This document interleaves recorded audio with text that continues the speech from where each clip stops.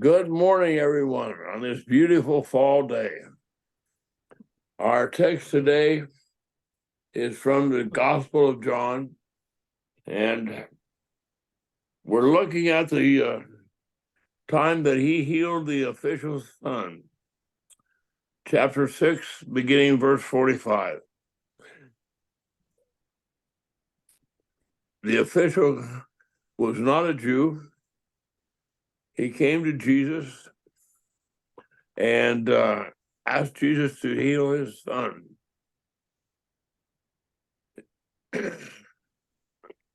He actually asked Jesus to come with him to heal his son. There's another story where the centurion, a Roman, comes to Jesus and asks him to heal his child and tells Jesus that he doesn't need to come. This time, Jesus tells the official that he doesn't need to come.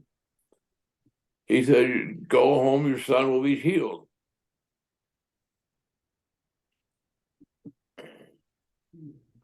We have this interrelationship of faith and how we conduct our lives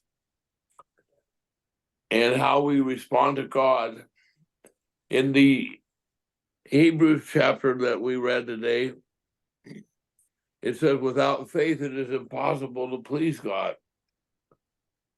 In Corinthians, it tells us, by faith are we saved, by grace are we saved through faith. What is this faith? Is it just belief that something will happen? In another place, and I should have looked it up, but I didn't realize I was going to use it until now.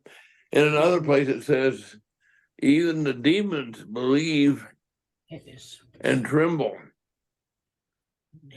So it's not just belief. The faith that we need is trust. I'm glad we had that song, Trust and Obey, for there's no other way to be happy in Jesus but to trust and obey. Yep. I was talking to my friend Jim, who knows that he's dying. He asked me to pray that his either for a quick death or a quick healing.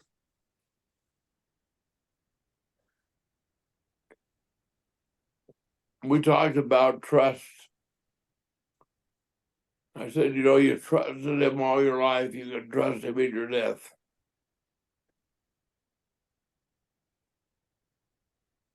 Faith is the evidence of things hoped for, the substance of things not seen.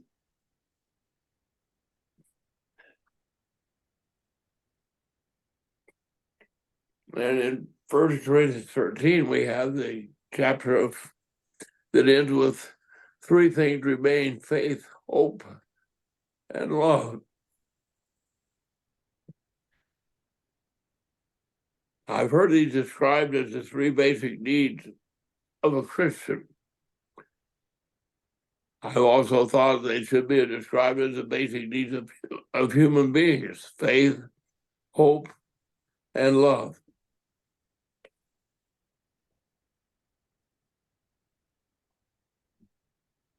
It's very difficult for anybody to continue life when they have no hope. It's very difficult to have hope when we have no faith. And it's difficult to have faith if we do not realize we are loved. Faith, hope, and love. The centurion, not the centurion, the official, didn't seem to have all the faith that he might need. Instead, but when his servants had reached him with the news that his son had been healed or was well again, he asked what time it had been, and he realized it was the time that Jesus had told him to go on home, your son will be healed.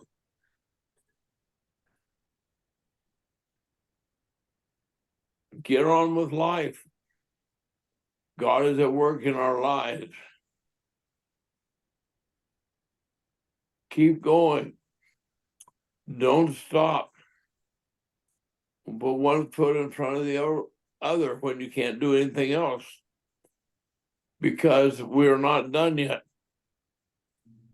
God has begun to work within us, and we need to keep going.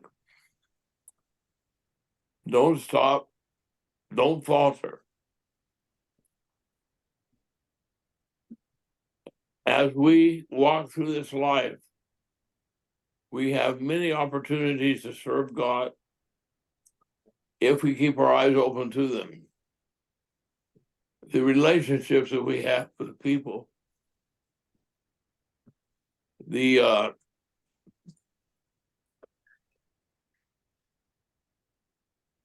needs that people have that we can participate in solving and caring for, the burdens that they bear that we can help carry with them.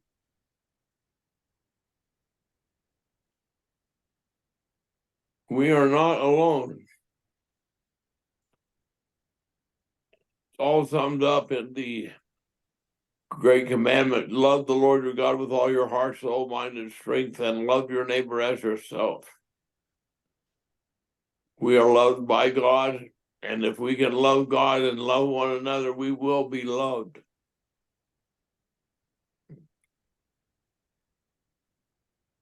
It is a new gift every day.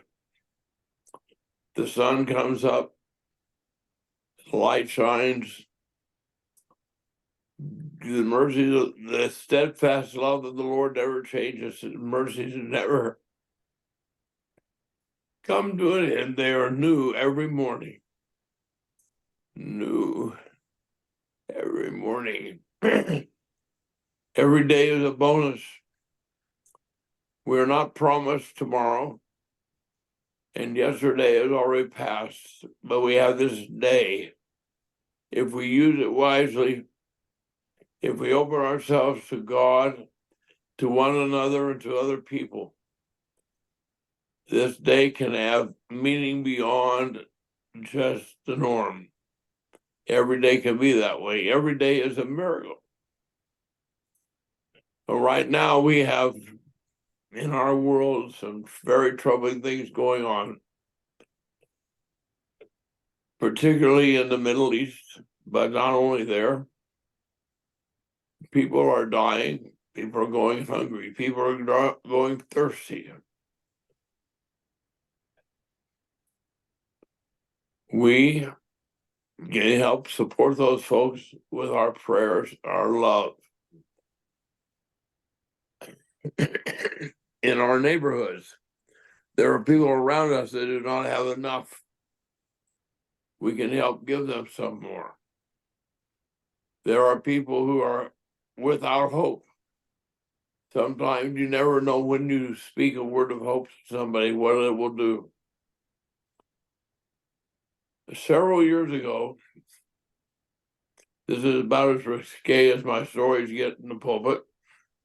Several years ago, I was in the YMCA whirlpool, and a young man came in, climbed in the whirlpool. There were several. It was not a two-person whirlpool. It was a community whirlpool. We climbed in, and he looked at me and said, "Did you preach at Sherman Street Church a couple years ago at Thanksgiving time?" And I said, "Yeah." "Were you there?" He said, "Yes, I was." He said, "I just want to thank you. What you said changed my life." I didn't know that what I said would change his life. I just tried to say what God had laid upon my heart that day. God lays things upon your heart if you are sensitive to them and looking for those opportunities. Too often, our encounters with other people are trying to convince them to do what we think they should do. That, I think, is not going to be fruitful in the long run.